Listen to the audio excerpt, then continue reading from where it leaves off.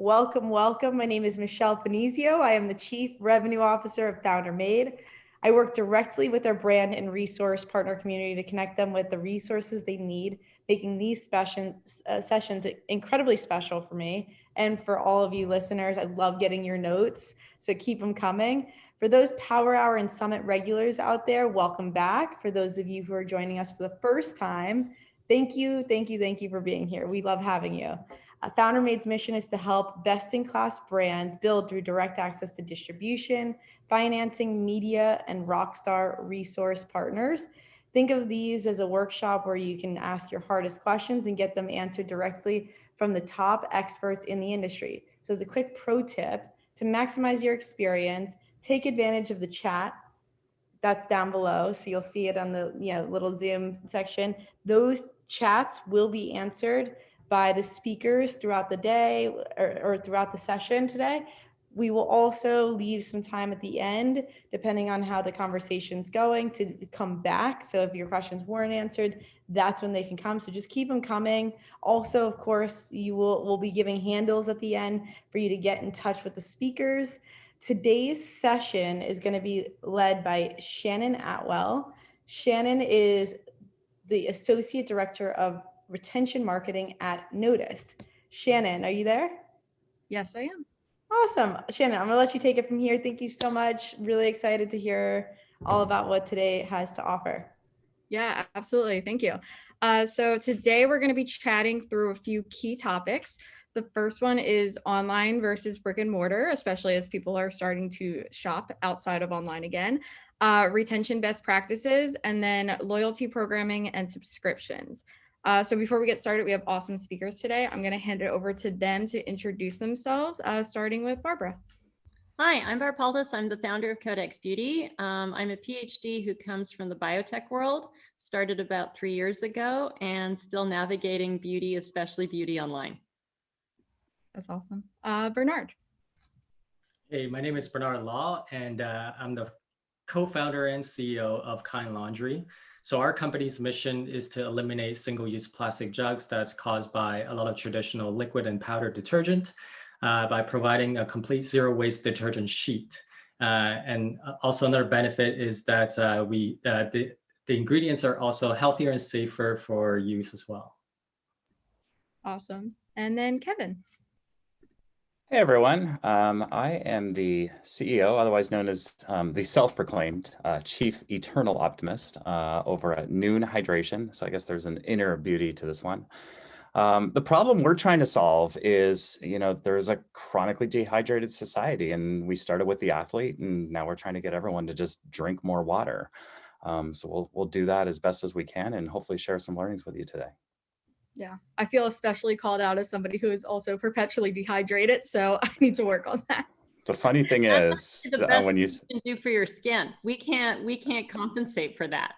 It's so true. 70% water. Here's the thing, though. Every time I have this conversation with people, you'll see it. All of a sudden, everyone's going to start doing this and start drinking. It's really fun. It's really funny. It happens every time. Because we all know we should do it, but we don't. No, we don't. Yeah. It's terrible. Okay, cool. So our first topic of the day is online versus brick and mortar. Essentially, how over the past year did we create the in-store experience, but online? So the first question I'm going to pose to the speakers is, what are some unique shopping benefits you've offered over the past year or currently offer on your site? And how did you incorporate those into your marketing strategies? Kevin, do you want to start? Sure. Well, let me just, if I could, ground us on this. The shopping behavior has completely changed, as we all know. So the ability to discover and convert in store kind of somewhat vanished because people are on a mission, get in the store, get out. So the benefits of digital, I actually don't think it's a fad. It's here to stay, and I know we're going to get into that. And I think the ability for digital to go seek out and find consumers and convert them, if you will, is much more interesting and more attractive and expansive than it's ever been. So I think just that concept has really shifted. And then when it comes to Noon specifically, and what have we offered on our site, we've continued to make transitions. So I guess I like to say that our marketing team is moving at the speed of digital. So I feel like it's shifting every quarter in a good way when we search, learn, reapply. And I know we'll get into this later, but one of the things we've added is a loyalty program. And that's really for, the advocates of the brand, and they dive deeper and get involved. Yeah, awesome. Do any of you guys do anything like in terms of like concierges or like specific customer service reach out that has changed? Because obviously if you can't go into a store, you can't get those questions answered right away by like an associate. So have you guys implemented anything like that? So we started working with various facialists and makeup artists to offer classes on how to use our products and how to do your own facial at home, because it was not something you were going to have done by the professional, and the professionals were looking for something to do. So it was actually a really great collaboration because they could impart their wisdom. We'd have a group of maybe 8 to 10 people. Sometimes people would make a party of it, like a birthday party.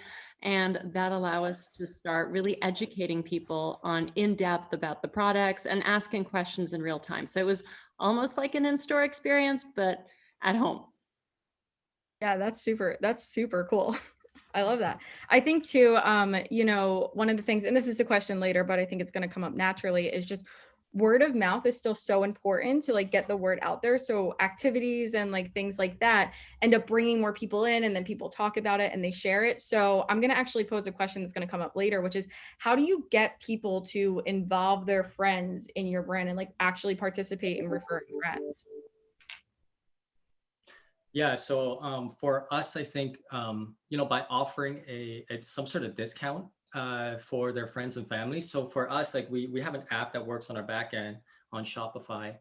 So as soon as the purchase is made, they're going to see that thank you page. But then it's like, hey, if you love your product and you want to refer your friend, here's a discount code. So they would share that link, to their friends or family. And we still believe there's nothing stronger than word of mouth and someone, someone close to them recommending a product to them.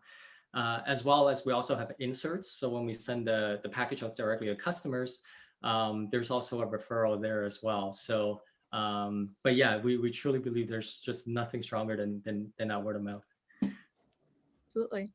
Cool. Okay, so another question I have is that as more stores open up, suddenly e-commerce is fighting against what I call like the arch nemesis, which is instant gratification. I think we're all kind of guilty of it. So how are you planning now that people are able to somewhat go back into stores to navigate that need for somebody to have something right away? And what strategies are you guys doing to kind of circumvent that? So we have a multi-channel strategy to begin with. So we've been just shifting from one to the other. We opened up initially in Ireland, and that Ireland's an interesting test case because we were in pharmacies, we were in beauty stores, which shut down. The pharmacies stayed open.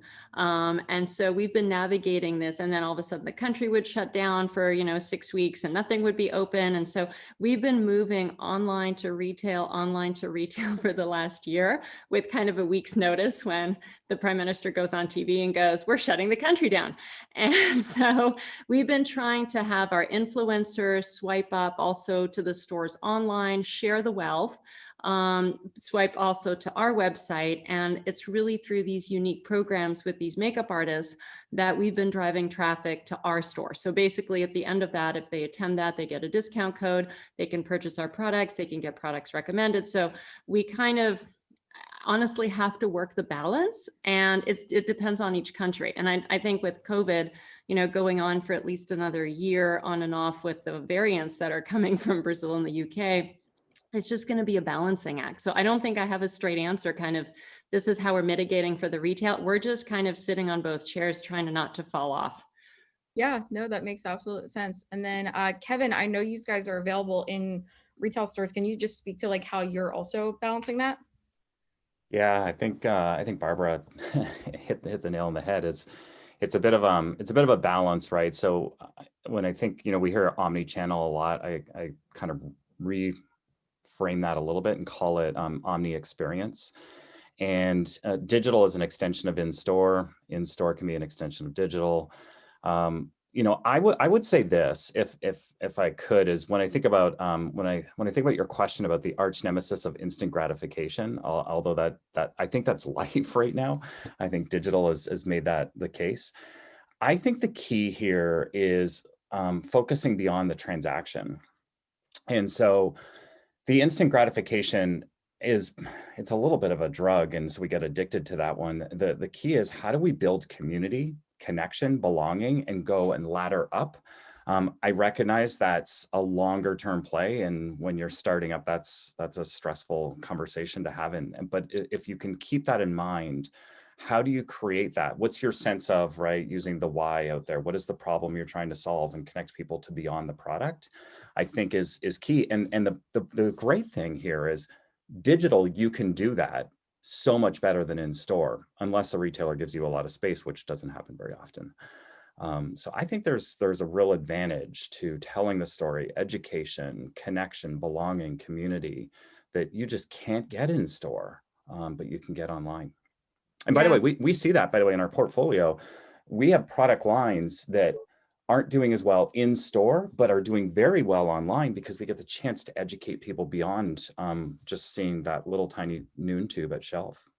Yeah, and I think when you do have that mission behind your brand, it makes the waiting okay, right? Like, I'm willing to wait for something if I feel that I'm making a direct impact, like to better the earth, for instance. So yeah, absolutely. And I think with specifically being online, you do have that opportunity to storytell a lot better.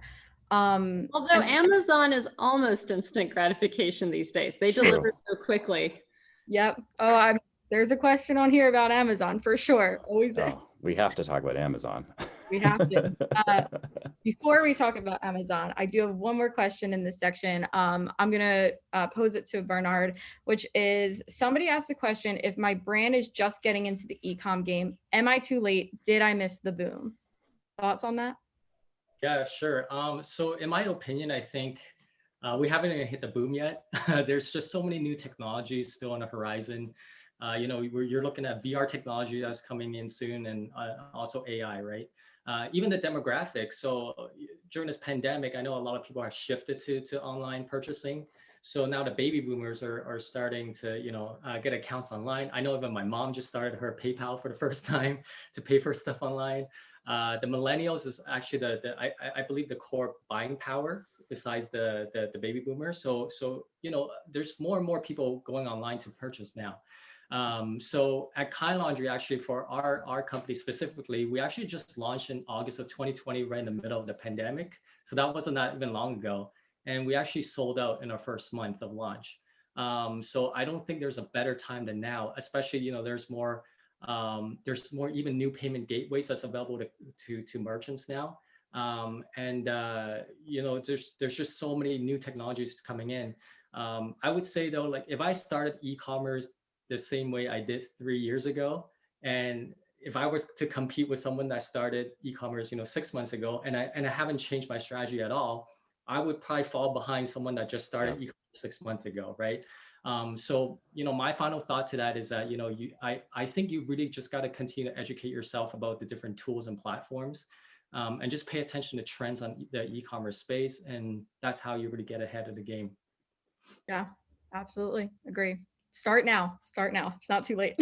It's the early innings, as Bernard said, right? Yeah. Like you just think about this. And we have a policy that every 18 months we update the platform of our website, because otherwise you can't integrate efficiently with all the new apps coming out. And as Bernard said, there's all these new technologies coming out, so you have to stay on top of it.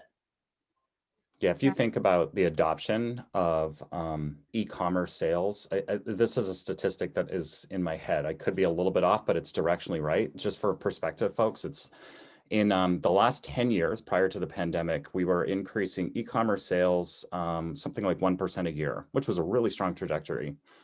We did that in something like 8 weeks after the shutdown happened in March. Like that same growth rate. So it went from 10 to 18%, and then something like that, then went from 18 to 28% in I think it was 8 weeks. It's crazy.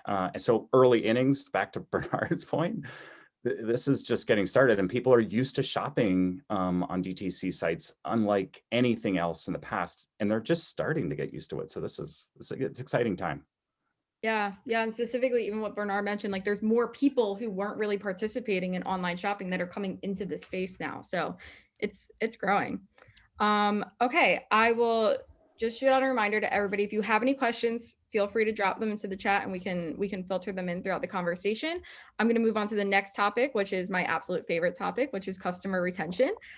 So now that you have customers, how do you keep them coming back? And over the course of the past year, we've seen a lot of huge spikes in acquisition spend as the space shifted. But in addition to those spikes, we've also seen a lot of brand discounting, right? That's been happening. So this is a big question that even like my clients have constantly, which is, did you offer any discounts over the past year? And then how do you come back from discounting products on your website to kind of like even back out?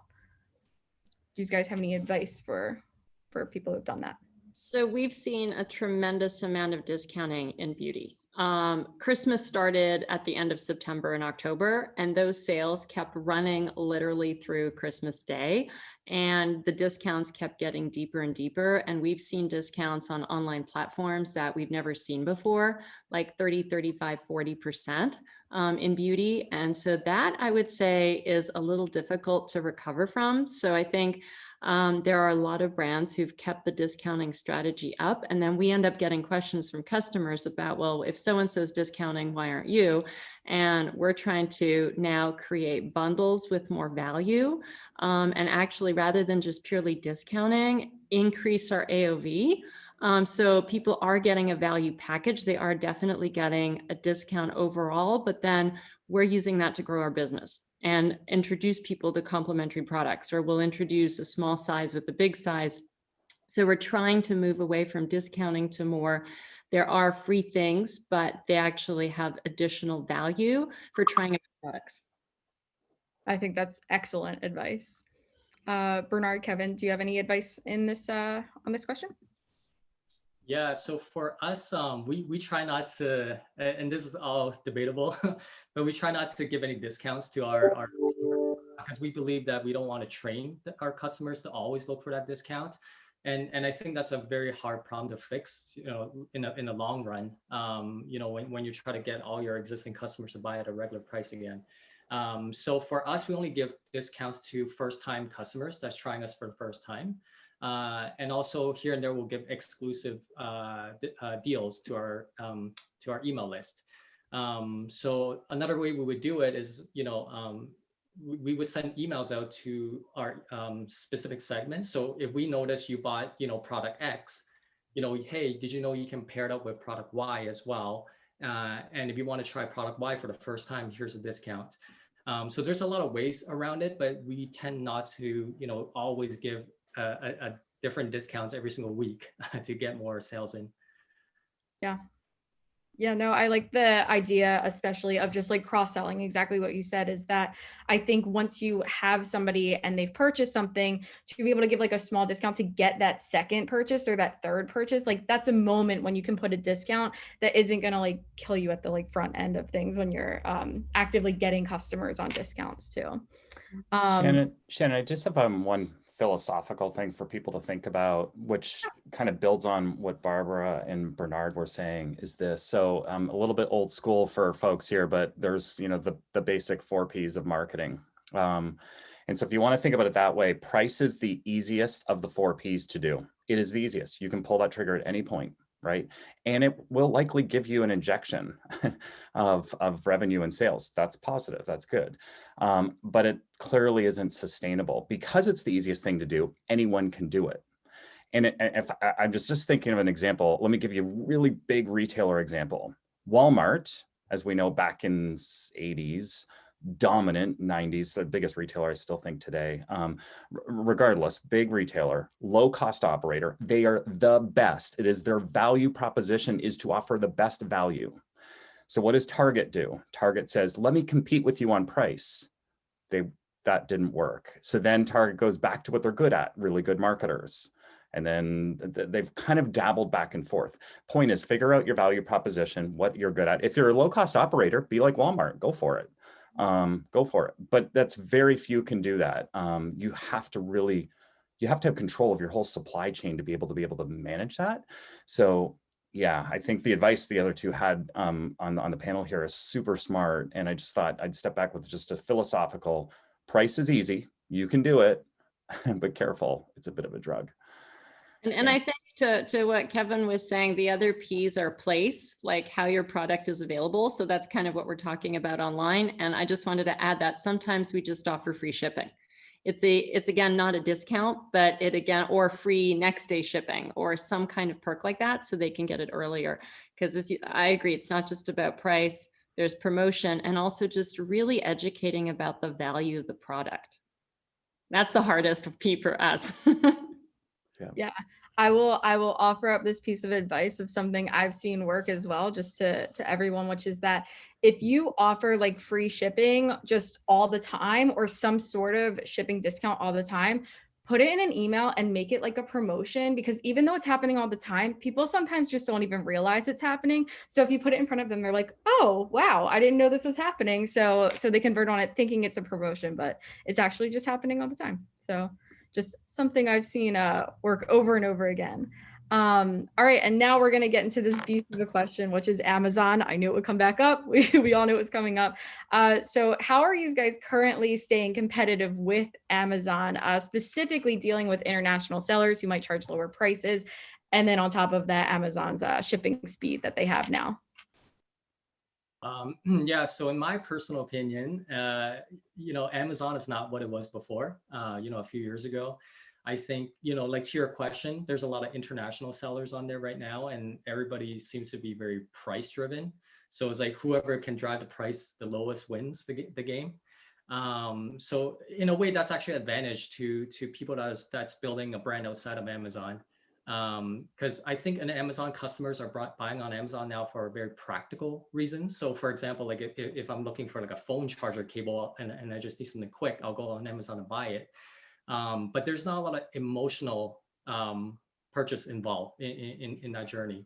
So I think more than ever, it's very important that a brand stays very strong in what it stands for. So kind of going back to the question before, you always discount yourself. What does that say about your brand as well, right? So you always want to keep that integrity of your brand, and just not really compete with that price. This is why I believe if you build a brand that's so strong that can stand outside of Amazon, people will just come back to your website directly to buy over and over again. And eventually, you probably want to still place yourself on Amazon, because I recognize some people do want that Prime, 2-day fast shipping. But at that point, you don't have to compete with other sellers that's on there because they're so price driven. Bernard, are you on Amazon? We actually just got onto Amazon because they actually just have a new program called a Climate Pledge. So we decided not to be on Amazon in the beginning for various reasons, just because of our company's mission, and what we believe in. But Amazon is making some changes with their Climate Pledge, and they do want to feature us very soon. So we literally just got on it. But yeah, we're still staying fairly strong in our core values with that. That's cool. I did not know they were doing that. I mean, I've seen them going in that direction. It's been pretty evident in like their advertisements and their commercials and whatnot that they're trying to move in that direction. So very interesting that that's really happening. So speaking to the point you made, which is really just about like making sure the mission is there, how are you guys going and like educating your shoppers on why they should stay with your brand? So like where are the education components at? Are they on your website? Are they in your emails, your SMS? Like I'm assuming it's across all marketing, but could you give any advice to people who like where they should put those educational pieces? Kevin? Looks like, yeah, I wasn't sure it was going to go. Sorry about that. I think we're all just make sure we do the right thing here for each other.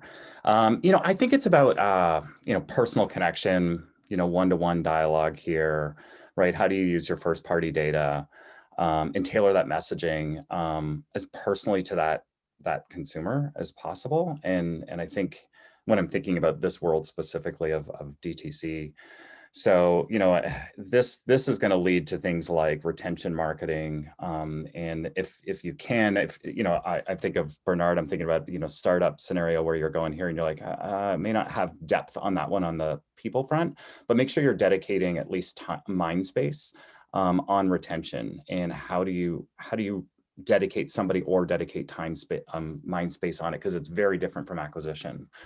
And I think that's a really important, it's a very important strategic pillar for DTC that people have to be thinking about.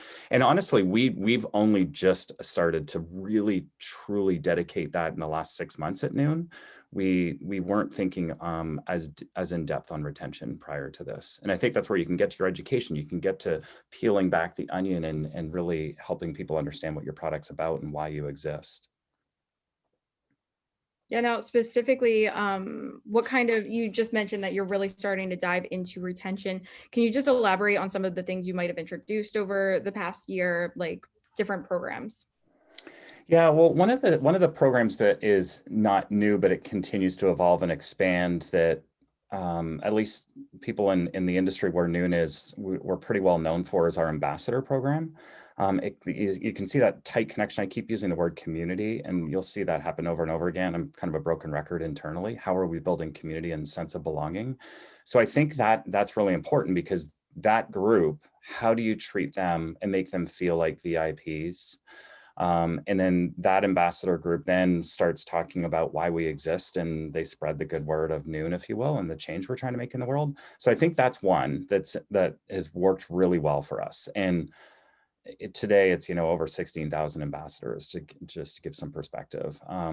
But it started many years ago of, let's get a few high profile bloggers back, like we're talking 8-9 years ago, get in the back of I'm not kidding you, get in a van, and we did a race together called Hood to Coast. And it started with that, and it just continued to grow from there.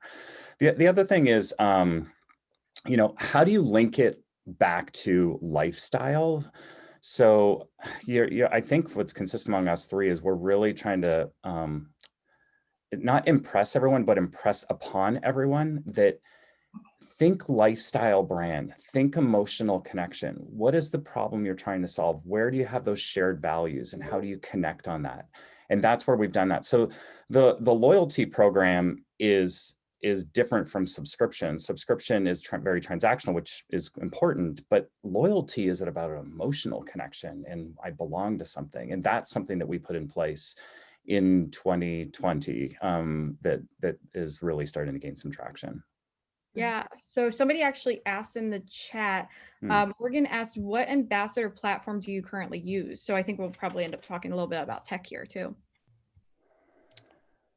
That's a good question. The team, if my team's on, they'll probably be laughing, so put it on the chat box, because I don't think we use a technical platform for our ambassador group. We have a dedicated, really two people driving that one as well as our influencer program. And there is a platform for the influencer group, but it's not really the ambassador group. Honestly, what we do there is, there's obviously email connection with them. There's also closed Facebook groups that we are connected with them on. I participate in those personally with the group on a weekly basis. I probably a few times a week, I pop in and just say hello and comment on stuff. And you can see that's not about selling stuff. That's just about connecting. It's about solving problems, a sense of belonging. Yeah, I will say that, realistically, for brand ambassador programs specifically, you don't need any fancy tech to make it happen. You just need dedication to it, right? And just time, and putting time into it too. So as long as you're setting it up, you're like connecting with the right people, reaching out, you can create a brand ambassador program without any fancy tech. Loyalty programs, on the other hand, kind of need a little bit more tech, because it has to integrate with your website. So Barbara, what did you set up a loyalty program? Yes. We have recently set up a loyalty program. It's called Lab Notes. We're again trying to make science fun and kind of bring data and technology into beauty.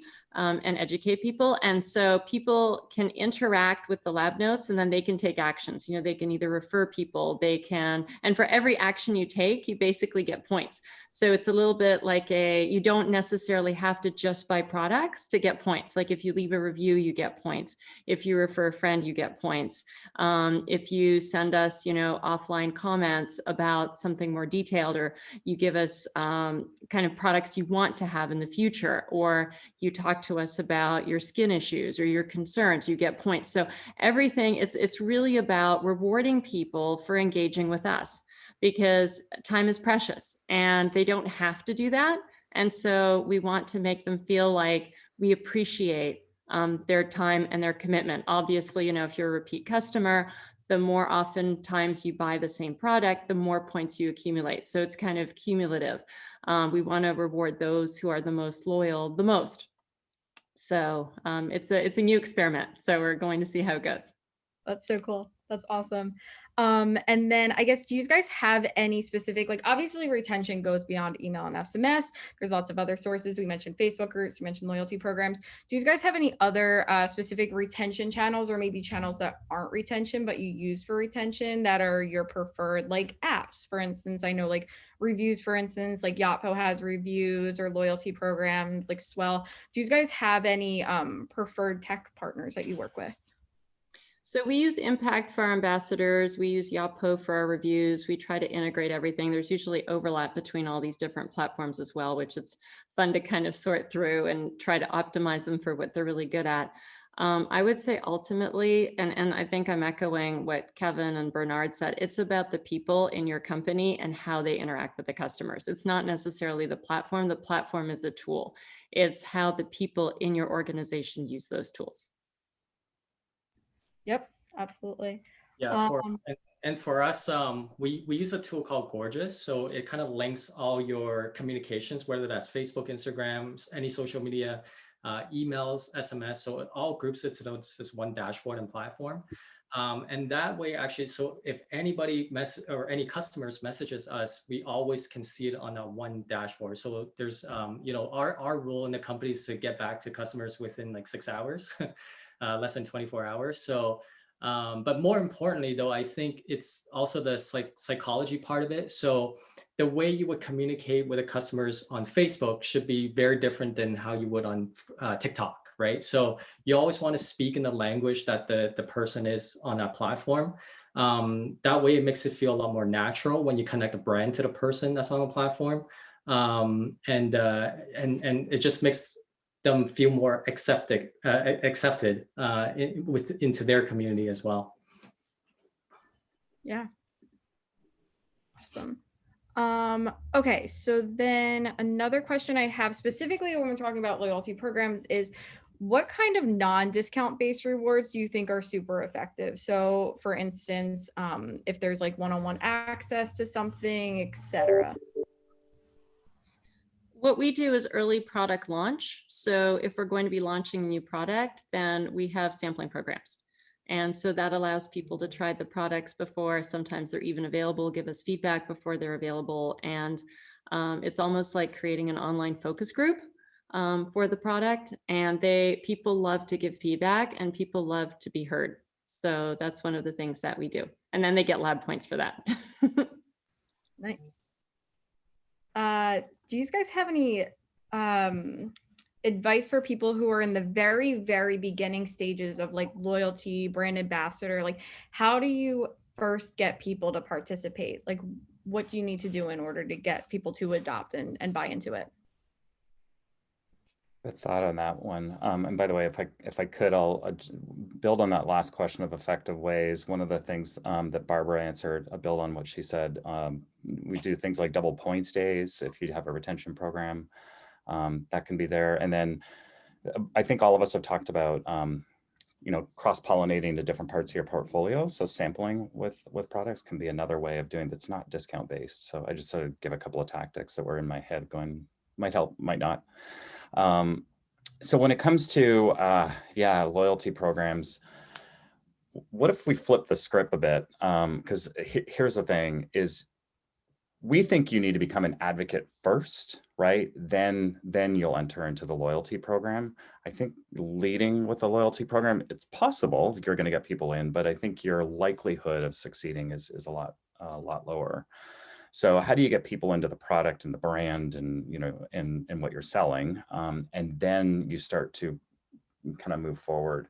To me, the example of this one that I keep thinking about is, that's been very successful. It's, you know, old school meets new school is, oddly enough, the pandemic didn't have a good year, but airlines, right? You know, if you want to go to different levels and tiers within, you know, Delta, in your silver to gold to platinum to diamond, I think the levels are, there's different things that get you to kind of keep going to the right, if you will, on that quadrant. And it's not always about price. And it wasn't about the loyalty program of why you entered Delta to begin with. You took the flight and it's like, okay, that's cool. And then took another one. I like this. Maybe you like the service, hopefully. And then now it's like, let me reward you. So that is, flip the script is kind of my thought. Become advocates first. Yeah, I like that. Especially, yeah, it's much easier once somebody even makes a first purchase to get them to participate in this. But let's talk about the person who does become somewhat of a brand ambassador. They go through, they make a purchase, they decide to participate in the loyalty program. For some reason, this is a problem that I've seen over and over again, which is that you then cannot seem to get them to participate in the refer a friend program, right? For some reason, that extra step is too much for some reason. So how do you guys make it as easy as possible for somebody to participate and refer a friend? Loaded question. We use Instagram for that because they can basically tag their friends and then we can reach out to their friends. And that seems to be less of an issue than entering an email or entering a name. It's just to text a hashtag or text a tag. Yeah, that's awesome. And it does really simplify it because a lot of refer a friend programs right now require you to like put in your email and your friend's email. I don't even know half my friends' emails. I would need, like, I have their phone numbers, but I don't know their emails. So that actually really does simplify it. Bernard, do you have any advice with refer a friend? Yeah, for us, again, it's, you know, during the post-purchase stage. So, you know, on that thank you page, they will get a link that they can send to their friends. So to your point, they don't have to put in their friends or family's email address. It's just a simple link that they share with their friends and family. So yeah, we found that pretty effective, and it's just such an easy way for them to like, it's very easy to execute. Which we found that it's always good if you have that barrier of entry to be as simple as possible. So yeah, we definitely, I forgot what the app is, but I'll look it up and I'll let you know. Yes, please. Be awesome. Kevin, any advice on this? I don't feel like I have good advice. I was thinking, I think it can be effective for sure. At the same time, people don't want to be sold to, right? Nor do you want to push on somebody. And then I'm thinking about, like, my head's going a little bit couple different spots. I'm thinking there's models like multi-level marketing, if anyone's familiar with that. And that's kind of like refer a friend in many ways, but you're kind of getting them to join into some other proposition, if you will. There's probably things we can learn from multi-level marketing, by the way, that I think could help us in this. Obviously, it's a different model. So I guess long story short is, again, I come back to, there's the price discount and refer a friend. So that's easy. I think it's somewhat effective. I don't know if it's hugely effective. The broken record, can you connect people to the community and help them tell the story of why they like this so much that they actually want to share it with pride? Not easy either, don't get me wrong, but I come back to this community and this sense of why. And when a friend is referring a product, it's probably because there's like, this thing worked, like this worked for me. So it's more than a price discount. So if you can help them convey that story, I think that's really important. Yeah. Go ahead, Bernard. Sorry, I just wanted to tag on what Kevin said there. I think, you know, customer now they're just getting so much smarter and smarter every day that you can research about anything, about any brand online. So with the growth at, you know, at Kind Laundry, we grew pretty quickly, and obviously we made some mistakes in the beginning. So we decided to be very transparent about the mistake that we made. So we actually put out an email blast like, hey guys, we made this mistake. This is what happened. We're fully transparent. And then we even listed out steps that we're going to take in the future on ensuring that we're not going to make the same mistakes again. So we actually turned a bunch of very upset customers into loyal customers after that. We actually got a response back. It's like, wow, I rarely see a company do this. I love your transparency. And we literally in an email from people saying, I would now refer all my friends and family to you guys because of how transparent you guys are as a company. So back to Kevin's point, I think, besides all the tools and gadgets that you can find out there is how you conduct your company on a higher level. Yeah. And I think it's super important that that's invested in too, right? Like retention is not really going to work, like just in general, if you're not putting in the time and effort into like your content and the message you're putting out there and your mission. So that's super, super critical in order for all of these programs to work, right? Like I'm not going to buy into a program if I'm not bought into the mission of the company. So invest there first, and then the rest will hopefully follow. Okay, I want to move on to talking about subscriptions now. So we're moving away from loyalty into subscriptions. So this has been introduced a lot lately as subscription programs. So my first question is, what marketing channels have you found it most effective to promote subscription on? And I'll start with you, Bernard. Wow, I think they all sort of work. Obviously, as long as your marketing message fits within the channel that you're using. But I think for us, email flow probably works out the best for us, just because there's a lot of customers that would buy our product for the very first time. They want to try it out first. But then we would then send an email like, hey, hopefully you're enjoying your product. And then we would have a sequence of maybe like 5 different emails. It's like, did you know that you can save X percentage when you subscribe with us? You can get free shipping. So you list out all the benefits to them as to why a subscription is beneficial. So we found that in an email flow, you can communicate that a little better. But that's not to say, even if you use any of the social media platforms to communicate, all your benefits or subscription, it works as well. Yeah, you're speaking my language, because one of the key places I always recommend that people put a subscription push really is in like your abandoned carts, for instance, right? So especially for that customer who is about to purchase the second time, to say, hey, we don't have to do this every time. Why don't you just subscribe instead? And we never have to have this abandoned cart email happen ever again. It really makes a difference. So it's really identifying those key places in your email marketing where you can tap them and be like, hey, why don't you try this instead? Same with SMS, super, super effective to do. And then I will say that like in terms of subscription, there's always like 3 key like flows I recommend as well in terms of email flows, which are like welcome. So when people actually come into the subscription program, making them feel good about it, because it's just reinforcing that purchase. And then win back. So for the people who do end up canceling, how are you following up with them? So the cancel message is actually the most important. And I want to talk about that a little bit, which is, how do you deal with the situation when somebody cancels their subscription? Barbara, I'll start with you on this one. We don't want to harass them too much, because we found that gets people upset, and then you reduce your chances of them coming back.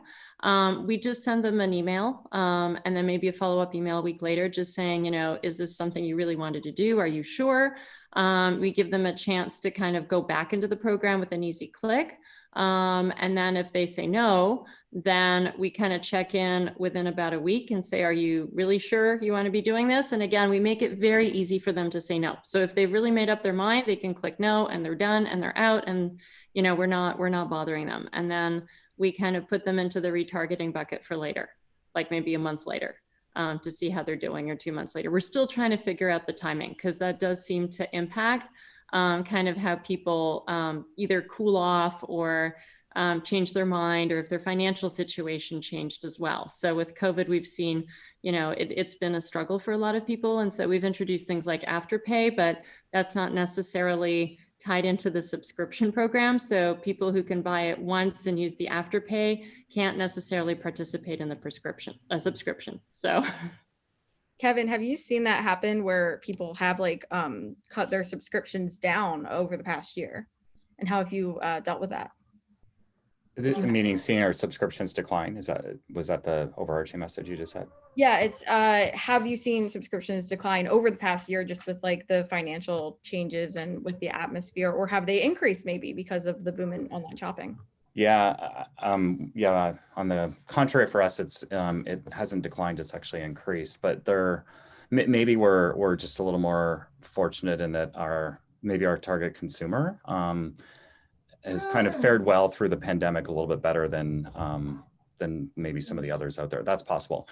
Over 50% of our DTC revenue, which has doubled DTC over the last year, more than doubled over the last year, comes from our loyalty program. Sorry, that's my dog. Hey, sorry.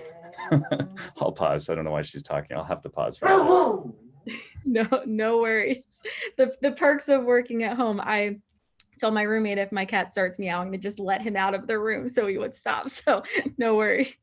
Yeah, I guess for me, just to add to what both of them already said, sometimes like the easiest thing is just to remind the customers that they can either skip their next order or change their frequency. Because I find that our number one reason for canceling is they're getting too much too soon, and they don't realize there's actually an option for them to do that. So we always educate them that, hey, you can log into your customer portal, you can tweak your customize your subscription and change it on the fly. And yeah, we actually win a lot of customers back from just doing that. It's such a simple thing, but it's so overlooked. Yeah, no, it totally is. It's really super effective. I've seen it as well. Now I have a question for you guys as well with your website, right? How have you guys integrated subscription into your website? Is it something that's super prominent? Is it the first choice if somebody clicks on it, or do they have to like go out of their way to subscribe? What does it look like on site for you guys? Yeah, yeah, we're going to be integrating a new subscription program, so I'm going to pass on this question. So, because we're rethinking how we're doing it. Yeah, for us, it is the default choice, and we make it very clear that choice is a subscribe and save option. So we don't. I know there's like sites out there that try to subscription without you knowing it, but for us, it is a default choice. But we make it super clear all the benefits you're going to get out of it. And it's almost like you make it, well, you don't frame it, but like it is that if you choose the one-time purchase, it almost like it doesn't make financial sense for you to do that. And it's just better to just go into a subscription. So yeah, for us, we lay it right there on the actual product page itself. Gotcha. Kevin, what about you guys? In terms of subscription? Yes, how it's integrated on site currently. Yeah, it's yeah, we've actually just redone our website. It's yet again, and really helping take away friction points for how you navigate the site and purchase, and it's worked really well. And it's only, gosh, I think we're less than 30 days in, and it's a huge difference. So subscription is definitely something that we offer. Think about this one. I was thinking about why when we were talking about price earlier, and the correlation to subscription, and why we've got it integrated within our site as you're going in. There are people that want to come in through price. That is possible. Or if you've already entered into the brand, you're looking for a discount.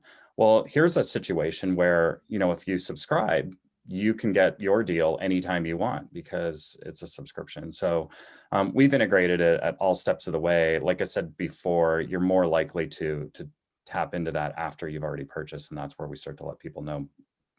I don't want to say aggressively, it's probably the wrong word, but definitely give them more exposure to what that program means, the convenience behind it, and how it just helps the functionality of and take away friction points for purchase. Yeah. Do you guys, I guess, all three of you have subscription programs currently. Would you recommend that most brands like adopt a subscription program? Like, I'm assuming all three of you guys have found it effective, or are there any like hurdles that people should be concerned about or wary of going into subscription and adding it? So we're rethinking the subscription program because for us, given that our main message to consumers is skin minimalism, don't consume, don't create garbage, use only what you need, don't hurt your microbiome. People's skin changes with seasons. So for example, what they buy in the winter is going to be very different than what they buy in the summer. And so subscription is not going to work that well because the product composition of what they're using is going to change. And we haven't quite figured out how to kind of create a subscription program, which is send me this, March through May, send me this June through August. I guess we could always just change the subscriptions, but we have not quite figured out how to implement that. And the current platforms don't let you have that kind of flexibility. It's more for, if you have the product that you use on a monthly basis over and over and over, that's what they're geared for. They're not really tailored to tailoring personalized regimens that evolve, or if you get pregnant or, if you're traveling. So for us, we haven't cracked that nut yet. Yeah, I love that you're going into it with such thoughtfulness though, right? Like you shouldn't just add a subscription program to have one. Like for some businesses, it might not make sense, or it has to be visioned in a much different way. So I think if people are like considering adding those subscription programs, really think about it before you do go into it, especially when we're talking about things like consumption or the way that like the product that they're getting now might not be the product they want long term. So yeah, make it easy for them, right? If you want to transition, that last point was really key too, is if this isn't right for you, let's make it easy for you to switch or get out for that matter. I think that's really, really important point that you just said. The other thing I thought I'd maybe make note is different for Noon is we, we're trying to get you to drink more water, as I mentioned at the very beginning. And so that actually is constant. And I don't think you need a Noon tablet, by the way, in every water, nor would we say that. More it's like, a Noon in every other water, but it's frequent. It helps optimize it.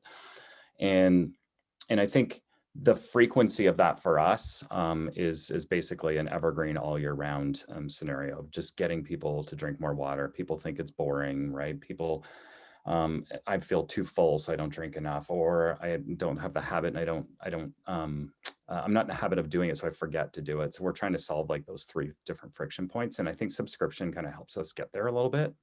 And it's worked well for us. Bonus points if you have athletes. yeah, definitely. You stack rank, everyone's like, oh, I want to be better than you at hydrating. Do your leaderboard. Yeah, I need to get that competitive about hydrating for sure. All right. Yeah, so I think we had a few questions come up, but before we go into just general Q&A, I just want to open the floor to closing remarks. Kevin, I'll let you start on any of the topics we talked about today. There's one thought I was thinking on Amazon. Yes. And I'd say this is because it's you can't ignore the topic, right? And we didn't. So, well, one overall, DTC early innings, as we said, I believe that wholeheartedly. Don't not do it. Consider multiple ways to get to the consumer in an omni experience. Like be where they are. So DTC is definitely you want to have that as a lead horse. Amazon is one of those. Here's the thing. Amazon is, I believe, now the #1 search engine. It might be #2 behind Google. It's right toe to toe. It's the #1 place where people look for new products. So my point is, it's so big. I think you might be remiss if you ignore it for too long. There might be a reason not to start with it, possibly, which is where Bernard went. And I totally get that. Do it in a pragmatic way. Make sure that you have a little bit of control of your image out there, including things like price. But Amazon, if I just could make one comment, and no, I don't have shares trying to sell on Amazon here. I'm just like, it's big. It's really big. So you do want to consider the access to your consumer is pretty significant there. And I'm going to echo what Kevin said. 3 years ago, when we were talking about platforms for beauty, and we started the company, the majority of the team was like, there is no way we're going to sell a prestige beauty product on Amazon. That's going to devalue the brand. And I'm from Silicon Valley, and it was like, why? That's stupid. You create a storefront. It's just stupid. They can ship faster than we can. So what convinced my team was we placed an order while we were on a Teams meeting, both at Amazon and on our own website. And literally the Amazon order came that same day. You can't beat that. Like no matter what you do, no matter how good a 3PL you are, unless you are the size of Amazon or Apple, right? Where Apple delivers your Apple package the same day if you want it, or Target where they have shoppers, you just can't do it. So why fight a trend that you can't win. And so we created a storefront. Our storefront in Amazon is tailored to communicate what we want. The product descriptions are what we want. And we've just carried our brand over to Amazon, and they're another channel. Now, to what Bernard said, we still struggle with some of their environmental and carbon footprint, limitations, because they still pack things with bubble wrap. We have a policy of not packing things with bubble wrap. So it's been a big kind of ongoing fight, but they finally started wrapping things with paper. So it can be done. Again, it's just a matter of will. But as Kevin said, you can't ignore them. And I don't think there's anything wrong. I don't think it devalues the brand at all. It's simply an efficient delivery channel of your product. Yeah, and for me, I think and all three of us sort of talked about this, kind of like the higher arching thought behind a company. I think a lot of, especially e-commerce entrepreneurs, get really caught up in how to hack the Facebook system, how to decrease your CPA and work all these numbers. I mean, I'm guilty of that a few years ago, but I think customers are getting very, very intelligent right now. They can see through BS online just so quickly, and there's a certain expectations from customers to companies now. So whereas companies now is very expected that you produce a quality product, right? And that's the bare minimum now. But I think customers are now looking more for, what is the company contributing back to society, to the world, right? So my advice for companies out there right now is to maybe dig deep and look for, like, why you even started a company in the first place, and make that mission very clear for your customers and also for your internal employees. Because you always want to have that North Star that you communicate with your own team as well. And once everyone is in sync and they know what that messaging is, it actually flows through to the customer's end without realizing it, right? And the customer will feel that. So I think with that company mission in mind, I think that's actually bigger than maybe trying to build what the brand is itself, right? And that becomes bigger than a brand, actually. So, and case in point with that, we're sort of talking about all these things with Amazon. Amazon actually approached us with this opportunity with our Climate Pledge program. So we didn't even try to list ourselves. And that's because, Amazon was looking for brands to partner with and to work with, to launch this new program that they have. And they researched a ton of, sustainable products and companies out there. And they really liked what we did. They searched us up on our social media platform. They actually even looked as deep as how we communicated with our customers on Instagram, like the feedback that we're giving to them. And they actually chose us through that. So, I think, again, as long as the company sticks with that core value that it has, whether, again, whatever that mission may be, all the success will sort of come with it after. Yeah, absolutely. I think all three of you guys are so successful because you guys have missions with your brands, but also you're not BSing about it. People are smart, and it's very obvious from all three of you guys that you do live the mission of your brand, and you're very serious and passionate about it. And getting that out there is what's really important to the customers. They want to see that passion, and by default they will buy into it because they'll recognize that it's authentic. So that's best advice out there for people who are starting brands or have current brands, is what is the mission, get to that, and then get that out there and be honest about it. So yeah. I know we only have a few minutes, but Michelle, I'm going to pass it over to you for Q&A. What an inspiring conversation, by the way. Thank you so much. And it's funny, I was just looking up, it was Bernard, you and I had been on email before. So it's so great, again, to just have our community right here and to be able to ask these questions, have them answered in real time. Question that actually came through and it was texted to me by someone who was listening was running more SMS.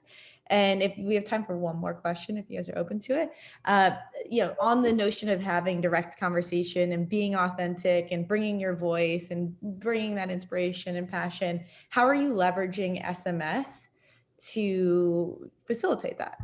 And, maybe I throw that over to Barbara first. So right now we are not, and that's only because I have a pet peeve when brands send me SMSs. That's the one method of communication. If I get a text, I want it to either be my son's school or my mom or a friend. And the moment I get an SMS from a brand, to be honest, I unsubscribe from everything because it's like, leave me alone. So to me, it's not a preferred method of communication. I figured there's all these other channels that are not as invasive. And again, we don't want to be an invasive brand. So we are not on SMS, actually.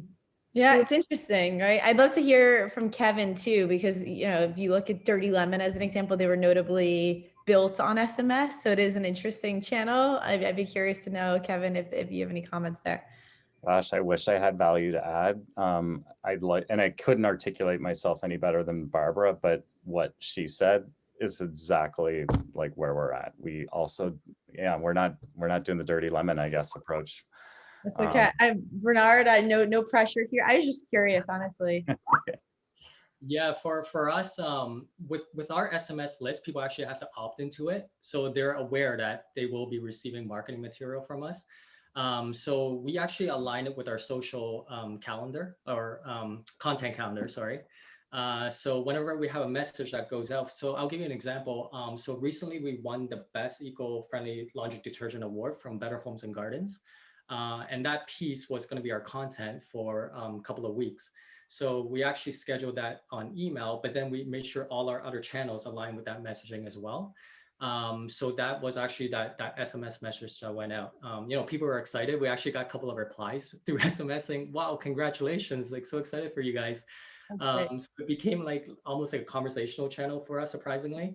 But I think, the very important thing is like, as long as you're sending messages out to people that actually gave you approval to do it, I think that's fine. And make sure don't send it too often.